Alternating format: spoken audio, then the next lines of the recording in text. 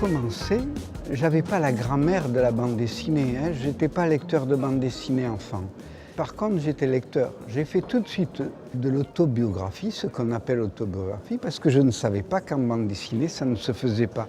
J'étais un précurseur, enfin avec Crumb aux États-Unis, d'autres, mais en France, un précurseur. Bien, j'ai peur effectivement de me répéter. À la longue, on fait de l'autobiographie, mais tu prends un livre que tu as fait il y a 25 ans, parce que ça existe comme ça, puis tu vois, merde, je l'ai dit ça. Donc, je me mets à l'écart. Mais c'est vrai que depuis quelques années, j'ai toujours aimé faire des portraits. D'ailleurs, des livres, c'est souvent des portraits. Même quand je fais un livre sur Dali ou sur mon frère ou ma mère, c'est un portrait. Mais un portrait sur plusieurs pages. Là, faire des portraits de gens dans le monde, on se croise, on est des milliards.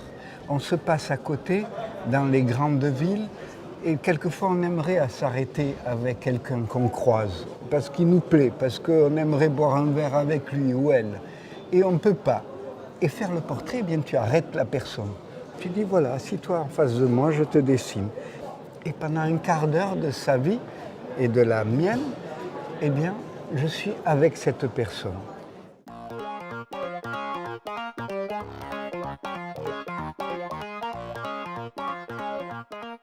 En fait, il faut d'abord définir ce que c'est que la Suisse. C'est-à-dire la Suisse, c'est en fait un pays allemand, avec une partie italienne et une partie francophone. La Suisse reste définie par des zones linguistiques. La Suisse allemande, rattachée plutôt à l'Allemagne, où la tradition de bande dessinée est quand même beaucoup moins grande. Et c'est plus de l'illustration d'ailleurs, pour des questions d'éducation et de représentation du rôle de la bande dessinée. Et évidemment, Genève, beaucoup plus proche de la France. Et ouais, il y a beaucoup d'auteurs, notamment à Genève en fait.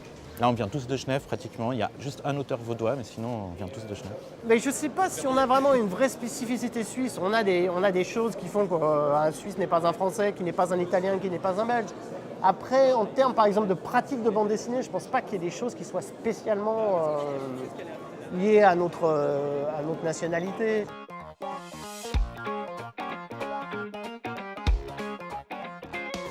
En fait, c'est quand même un pays qui est assez connu puisque Rodolphe Töpffer est considéré comme l'inventeur de la bande dessinée.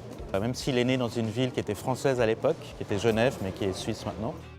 Au début du 19e siècle, vers 1830, Rodolphe Töpffer aurait en effet le premier publié des strips avec du texte en dessous et déjà expliqué la nature hybride de ce qu'il était en train d'inventer en disant les images sans le texte ne veulent rien dire et le texte sans les dessins. Donc l'idée d'un médium d'un langage en fait qu'il aurait mis au point et qui articule le graphique, le visuel avec le verbal, le scriptural.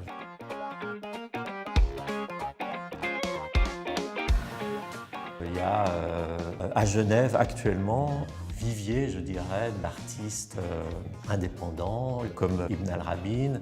Il y a des artistes comme Frédéric Peters qui sont de plus en plus célèbres aussi par leurs dessins et leurs bandes dessinées. Il y a Alex Baladi qui est aussi ici avec la fabrique de fanzines. Donc lui est aussi un artiste majeur qui a apporté, je pense, beaucoup en réorganisant les cases un peu comme un chamboule-tout. Donc il y a plusieurs artistes, je pense, qui défendent très vaillamment et honorablement les couleurs du pays.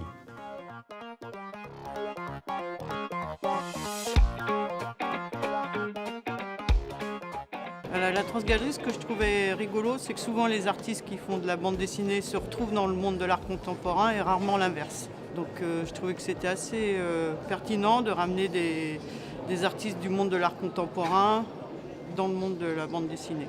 Mais par contre, les ponts se font de plus en plus. Je pense que c'était assez tendance en fait. J'ai surfé sur la vague.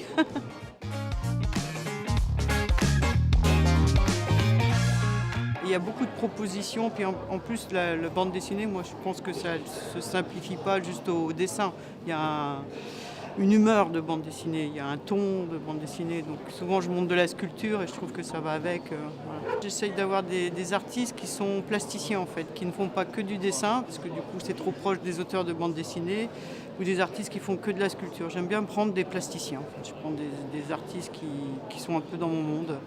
Donc souvent ils font plusieurs médiums, puis avec un peu d'humour, un peu de dérision, un peu de... Voilà.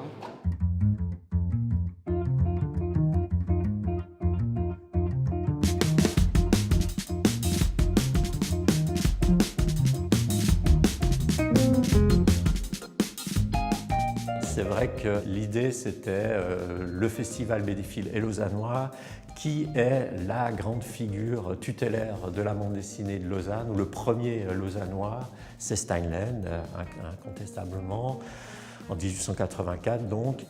L'idée a été de faire un hommage et de demander à une cinquantaine d'artistes de toute provenance, je dirais, géographique, mais aussi esthétique ou artistique. Steinlen lui-même était un artiste, un peintre, sculpteur, affichiste, et il a fait de la BD, et c'était d'avoir aussi un peu ce mélange des genres.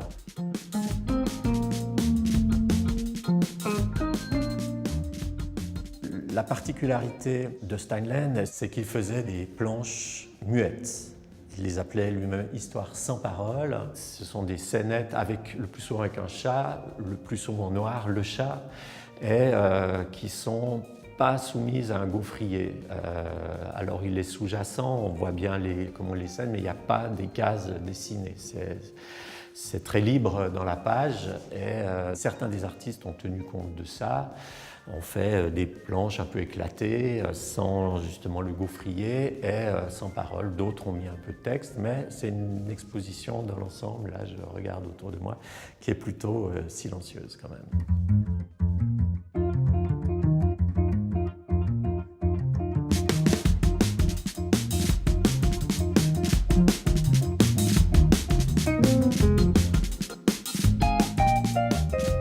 En fait, au départ, c'est vrai que j'étais assez surprise parce que je ne m'y attendais pas du tout, parce que j'avais vu un peu le travail d'autres étudiants que je connaissais qui avaient quand même un certain niveau, donc j'étais vraiment contente d'avoir été sélectionnée.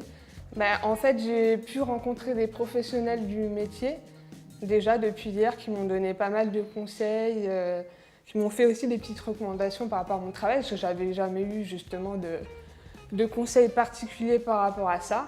Mais du coup, je vais les prendre en compte et je vais continuer dans ce sens-là.